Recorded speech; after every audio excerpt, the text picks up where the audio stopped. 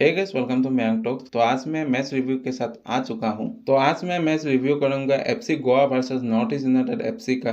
तो match review start करने से पहले আপোনালোকক সকলোকে माघ बिहू अर्थात भोगाली बिहू उलग जनालू। और जिनको भी समझ में नहीं आया उनके लिए मैं ट्रांसलेट कर देता हूँ। आप सभी को बिहू के लिए ढेर सारी शुभकामनाएं। आप सब कुशल मंगल रहिए और आपका दिन शुभ हो।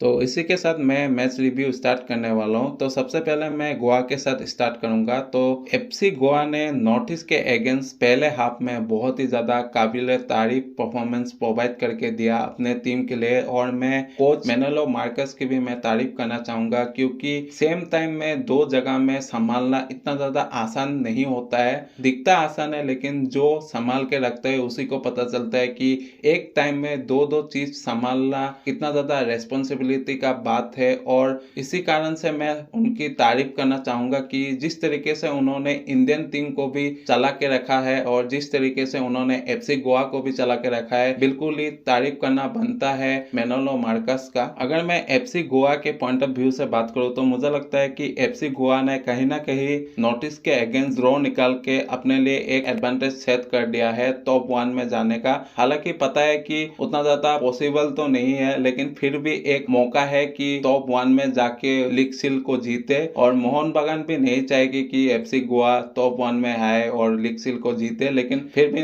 एफसी गोवा को खुश होना चाहिए क्योंकि नॉर्थ ईस्ट में आके नॉर्थ ईस्ट के अगेंस्ट ड्रॉ खेला उन्होंने। और कहीं ना कहीं एफसी गोवा के लिए एक हार्ड मैच भी था, क्योंकि नॉर्थ ईस्ट के क्राउड के सामने खेलना इतना ज्यादा आसान बिल्कुल ही नहीं था। तो कहीं ना कहीं मैं गोवा को इस चीज में तारीफ करना चाहूंगा। और मैं गोवा से मैं कुछ प्लेयर्स की भी मैं तारीफ करना जरूर चाहूंगा, जैसे मोहम्मद यासिर, कार्ल मैग्यू, साहिल टबोरा और ओडाई। देखो, एफसी गोवा के तरफ से अगर कार्ल मैग्यू और ओडाई का अच्छा परफॉर्मेंस नहीं आता तो मुझे लगता है कि नॉर्थ ईस्ट यूनाइटेड एफसी इस मैच को जीत भी सकती थी, क्योंकि north east United FC last moment में जिस तरीके का अटैक बना रही थी और ओडाई भी जिस तरीके का ब्लॉक कर रहे थे, बिल्कुल ही काबिल तारीफ है, इसीलिए तारीफ करना भी बनता है। और मोहम्मद यासिर का भी मैं तारीफ इसीलिए कर रहा हूँ क्योंकि जिस तरीके से उन्होंने रीबाउंड में एक शॉट लिया और रिफ्लेक्शन के कारण गोल आया। हालांकि उनको गोल शायद नहीं मिलेगा, ओन गोल दिया जाएगा शायद बेमेमार के नाम में, लेकिन शॉट जो लिया यही एक काबिल तारीफ है। जब भी किसी इंडियन प्लेयर का अच्छा परफॉर्मेंस आएगा तब मैं उस इंडियन प्लेयर का मैं तारीफ जरूर करूंगा, चाहे वो किसी भी टीम से खेले, मुझे फर्क नहीं पड़ता है,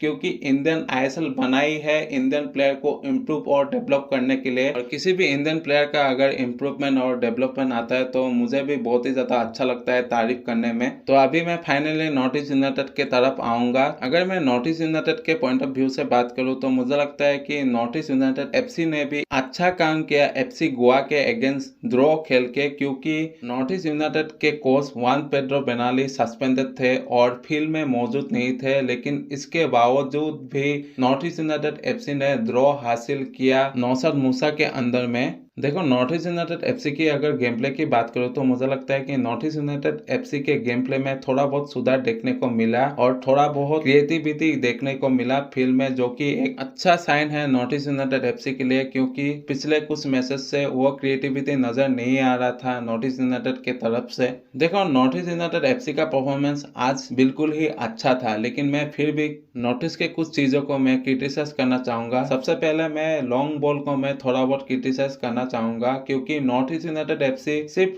लॉन्ग बॉल पे ज्यादा निर्भर रहती है, जो कि मुझे लगता है कि एक अनफेयर सा है। क्योंकि कभी कभी क्या होता है कि लॉन्ग बॉल के कारण हजारे के पास बॉल पहुंचता है और बॉल के साथ 3-4 डिफेंडर भी आ जाता है, जिसके कारण हजारे को कहीं ना कहीं बॉल कंट्रोल करने में थोड़ा बहुत दिक्कत आती है, जिसके कारण पोजीशन ओपोनेंट के पास चला जाता है। तो मुझे लगता है कि उसमें थोड़ा बहुत सुधारना पड़ेगा नॉर्थ ईस्ट यूनाइटेड एफसी को। थोड़ा बहुत शॉर्ट पास खेल के भी, क्रिएटिविटी करके भी फील्ड में एक अलग तरीके का अटैक बनाना पड़ेगा, ताकि north east United FC predictable ना बने।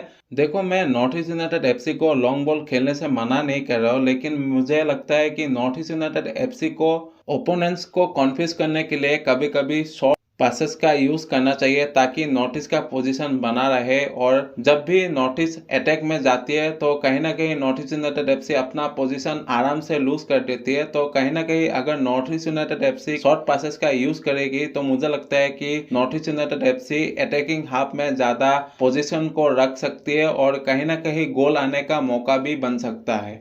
देखो, अगर नॉर्थ ईस्ट यूनाइटेड एफसी फिर भी लॉन्ग बॉल का यूज करेगी तो क्या प्रॉब्लम हो सकता है, उसी के बारे में मैं अभी डिस्कस करूंगा। देखो, next match north east United FC Kerala blaster के अगेंस्ट खेलने जा रही है, तो ऑब्वियसली केरला ब्लास्टर ड्रिंचिस के साथ आएगी, जो कि मुझे लगता है कि ड्रिंचिस अलादीन अजारे को टाइटली मार्क करने वाला है, जिसके कारण नॉर्थ ईस्ट का अटैक थोड़ा बहुत वीक पड़ जाएगा, क्योंकि नॉर्थ ईस्ट का अटैक अलादीन से ही ऑपरेट होता है। अगर अलादीन को टाइटली मार्क किया जाएगा तो कहीं ना कहीं नॉर्थ ईस्ट यूनाइटेड एफसी का अटैक वीक पड़ेगा और थोड़ा बहुत प्रॉब्लम में आ सकते हैं नॉर्थ ईस्ट यूनाइटेड एफसी। बाकी इस मैच में नॉर्थ ईस्ट यूनाइटेड की तरफ से मुझे जितिन का परफॉर्मेंस बहुत ही ज्यादा अच्छा लगा, क्योंकि उनका इस मैच में बहुत ही ज्यादा कंट्रीब्यूशन था गोल के अलावा भी, और उन्होंने इक्वलाइज करके भी कहीं ना कहीं नॉर्थ ईस्ट को बहुत ही ज्यादा सुकून दिया है। और नॉर्थ ईस्ट की तरफ से मैं रिदिम तालंग की भी मैं तारीफ करना चाहूंगा, क्योंकि जिस तरीके से उन्होंने विंग बैक पोजीशन को एडॉप्ट किया और जिस तरीके से उनका परफॉर्मेंस भी आ रहा है, बिल्कुल ही काबिले तारीफ है। जिस तरीके से उन्होंने दिजन रेहिक को भी रोक के रखा, जिस तरीके से उन्होंने ब्राइसन को रोक के रखा, जिसके कारण एफसी गोवा प्रॉपर क्रॉस डाल नहीं पाती है, और इसीलिए मैं तारीफ करना चाहता हूँ रिदिम तालंग की भी। और मोहम्मद अली बेमेमार का परफॉर्मेंस आज के मैच में उतना ज़्यादा अच्छा नहीं था, लेकिन मैं उनको ज़्यादा क्रिटिसाइज भी नहीं करना चाहूँगा, क्योंकि उनका परफॉर्मेंस लास्ट मैचेस में अच्छा आया है, और कहीं ना कहीं बेमेमार एक इम्पोर्टेंट प्लेयर है नॉर्थ ईस्ट यूनाइटेड एफसी के लिए, जिसके कारण नॉर्थ ईस्ट का डिफेंस कॉम्पैक्ट बना रहता है। तो आज के लिए इतना ही। इसी तरह के अपडेट, एनालिटिक और प्रेडिक्शन के लिए मैंग टॉस के साथ बने रहे। अगर अच्छा लगता है लाइक कीजिए, सब्सक्राइब कीजिए, बेल आइकन को दबाइए। मिलता हूं किसी नए वीडियो में किसी नए टॉपिक के साथ।